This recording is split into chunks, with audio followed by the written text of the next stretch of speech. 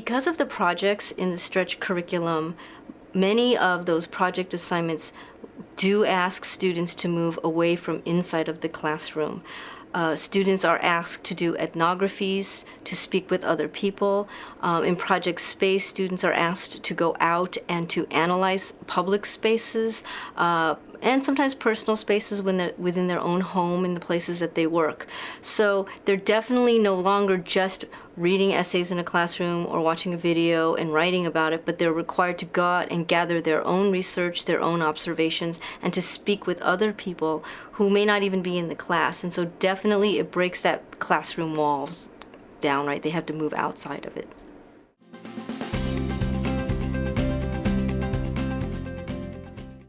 So for our project Web and Media, I introduced how Black people have used blogs, how they've made films, how they've used websites, and what's the purpose and function behind that historically and presently.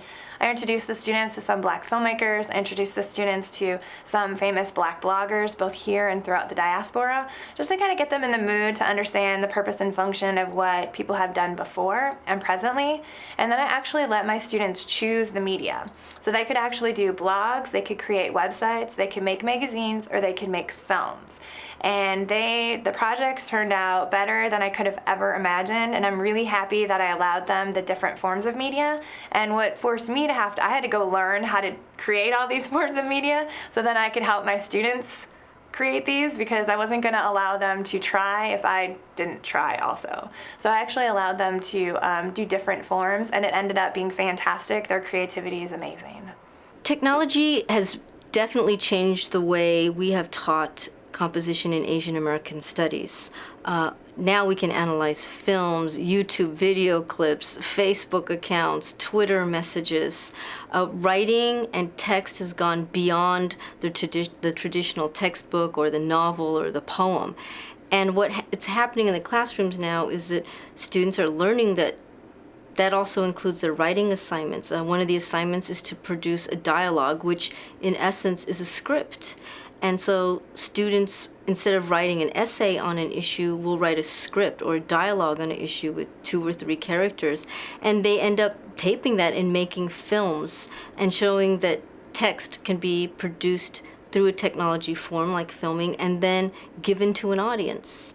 In an age where technology is shaping the way we think and giving us different formats in which to think and which to learn, I think that's added to the experience. And in Stretch, we acknowledge that in Project Web or Project Medium. Like, do a web page or a blog, you don't necessarily have to write an essay as being the only way to learn how to write.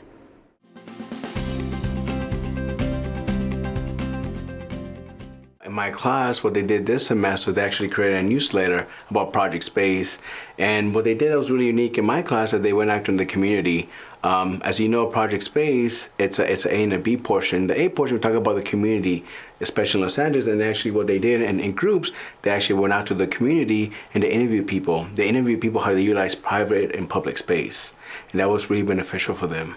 I like to have my students do field work, but before I set them out to do that, we look at models. For instance, I used David Foster Wallace's essay, Ticket to the Fair, where he went to the Illinois State Fair for 3 days and kept a running diary of it. We also watch a mini documentary from the PBS Frontline series called Close to Home, where the producers observed a hair salon in the Upper East Side of Manhattan for a week. So they can see the different ways in which an ethnography and fieldwork should function, and that it's not merely about describing a space, but making observations and analyzing what those observations are. But at this point, even though they don't notice it, they're addressing issues that theorists such as Deleuze discuss, for example, in terms of space, the diagramming of space, or Foucault discusses in terms of discipline and how space forces us to behave in certain ways. And so for us, it's wonderful that we have a program that allows us to apply all these ideas to the different contexts and the content that each one of the departments pours into the Stretch program.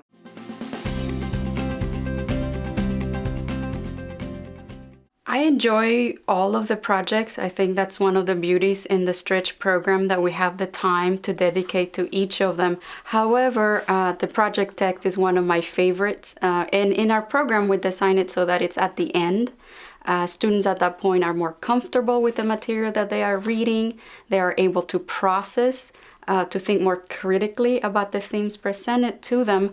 But one of the things I like in this project is that other than taking a very traditional literary approach to reading the text, we do a more interdisciplinary approach. And that means students first get to read the text. And for example, this year we are reading Manlio Argueta's One Day of Life. In the past, they have read Tattoo Soldier by Hector Tovar. And after they read, they really get into discussion of the text, that then they choose the topics that they want. And it's kind of getting personal with all of those issues. They have the authority to take on one theme and do the research, and it kind of takes on a life of its own. And it's beautiful to see that the students take the text as a point of departure to explain those larger issues, and like you saw in the morning, to really think about the dynamics that go beyond the text, beyond the country, and more about how is it interacting with other politics, whether it be gender, cultural politics, historical processes. And the research, it's a great part of that too. So again, project text is one of those that we leave at the end because it allows the students to incorporate the different skills that they have learned, the critical thinking, the research part, and then the writing also culminates with the reading. One thing that we did read in the second semester was Nobody's Son by Jose Alberto Urrea. And it's about, basically, it's like a kind of like personal narrative. And but then it's also contextualized within, it's a personal narrative, but it's a context, right? And so it was about him growing up in this, multi-ethnic family. His mother is Anglo-American, his father is Mexican-American.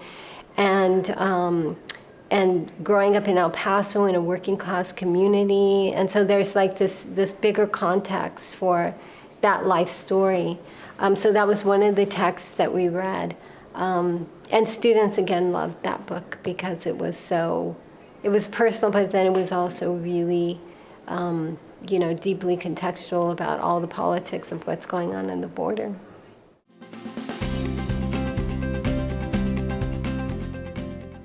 I introduce students both to the library with a librarian, and we have a library day, which I feel is a great way of getting them introduced and in touch with how our library works.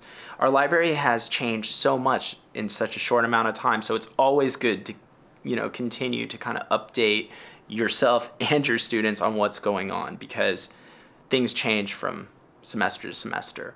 Basically what I do is I call it the incremental version of research. That is, once I start progression 2, students begin to engage in research. It may be very minor in terms of, what has other people said about Toni Morrison's Beloved?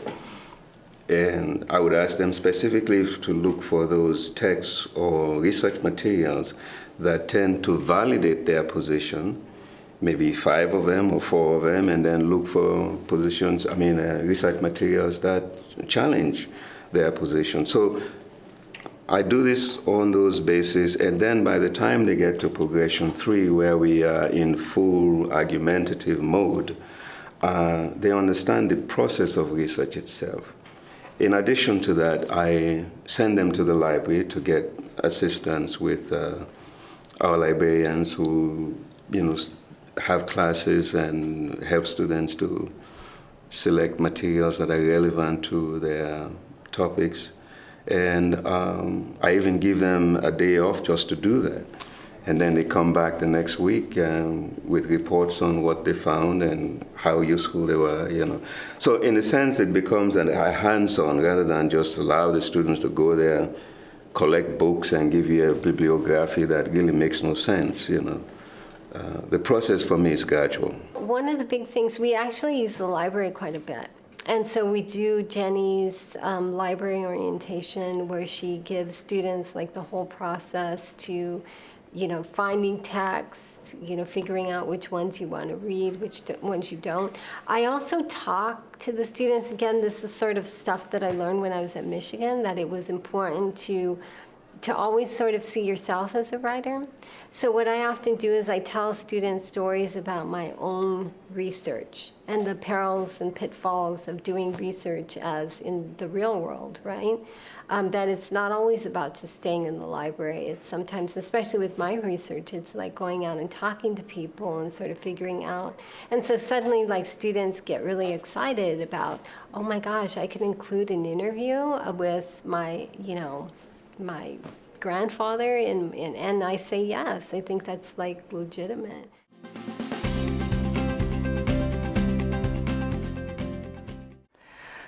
SI is really fun. I run SI, so students who are in 113 will see my name, Ann Kellenberger, as the teacher of record on their classes, but happily for them, they will get access to other folks in the classroom. We have wonderful SI leaders who are advanced students who come recommended by teachers for their writing and their leadership skills.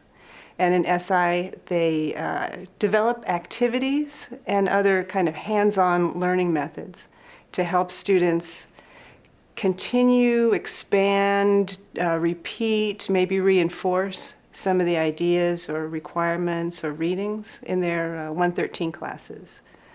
So for instance, if a student is got a new prompt, they can spend the time in SI brainstorming. Often students do their very first in-class presentations in 113, so SI becomes a great place to rehearse that. So it's a kind of mentoring experience for the 113 students, and a fabulous also experience for the SI leaders to get to be mentors to students.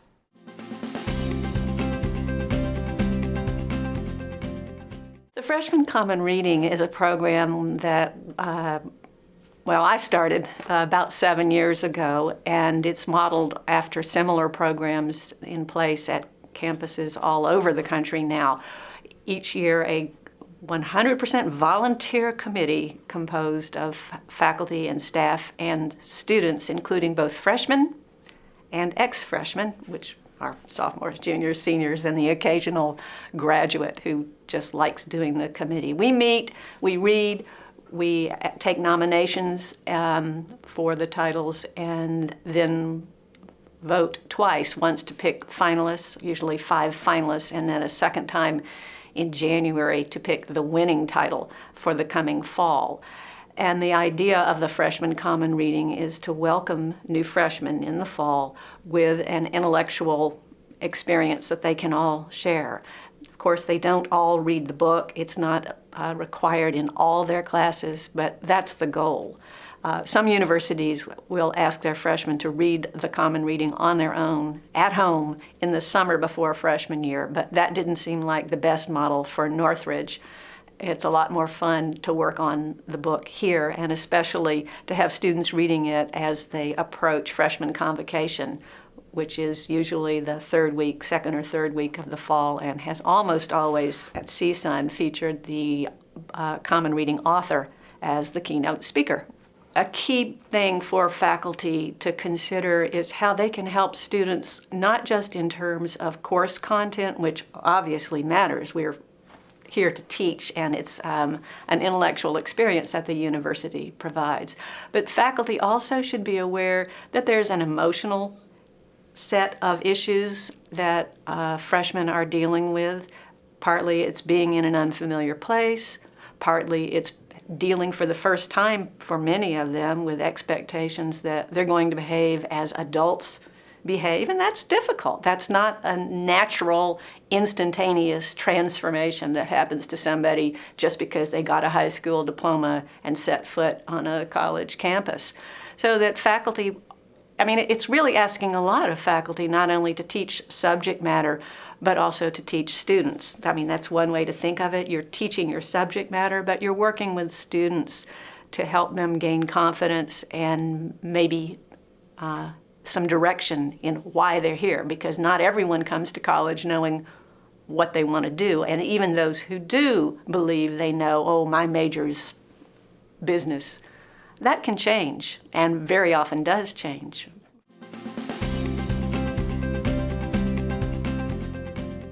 It's one of the things that I actually like to start off. I always sort of create this balance in my class where there's one day we're focusing on the mechanical aspects of writing, and then we have a day where we're focusing on the topics and the issues. I think that it's important, it is a writing class. And while you want to engage in conversation about the topics, you also have to remember that they need to learn all the writerly aspects, such as transitions and topic sentences or building a paragraph. So I introduce that right off the bat, and we do keep reviewing it throughout the semester. I believe the most important aspect is the community that not only the students build with myself and the SI leaders, because I taught the 113 classes this year, but also what they build with their fellow classmates. They were able to do projects together. They were able to do projects separately. They did a lot of group work. When they peer edited, I always had them work with someone different. So I think one of the most important aspects is their opportunity to work and get to know with the other students and help to build their own community on campus. I feel that's really important, especially for first-year students who don't know anyone when they come on campus, or maybe know people from high school, but it gets them out of that comfort zone and it gets them to be comfortable in where they are, and I think that helps to achieve success for them.